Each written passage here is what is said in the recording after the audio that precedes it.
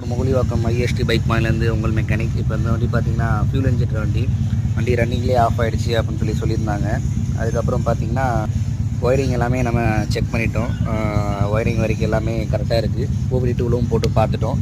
அதுக்கப்புறம் பார்த்தா உங்களுக்கு பேட்டரி ஃபால்ட்டு, பேட்டரியில் வோல்ட்டு காமிக்குது, ஆனால் செல் போட்டால் டக்குன்னு உட்காந்துருது. அதுக்கப்புறம் செக் பண்ணும்போது வண்டியில் பேட்டரி போயிடுச்சு. மார்க்கெட்டில் என்னென்ன பேட்டரி இருந்தாலுமே நாங்கள் யூஸ் பண்ணுறது பார்த்தா டாட்டா எவர் கிரீன் சொல்லிட்டு. டாட்டா பொறுத்த வரைக்கும் உங்களுக்கு தெரியும், அது விளம்பரமே கிடையாது.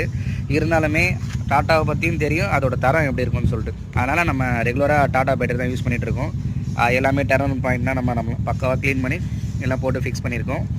இப்போ ஸ்டார்ட் பண்ணுறேன். வண்டி எப்படி இருக்குன்னு பார்ப்போம்.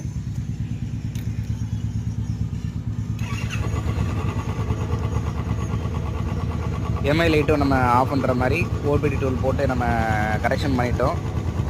மல்டிமீட்டரில் எவ்வளோ பாயிண்ட் வருதுன்னு சொல்லி பார்த்துருவோம். இப்போ பார்த்தீங்கன்னா உங்களுக்கு அந்த நார்மலாக 12.7 வோல்ட் இருக்கணும்.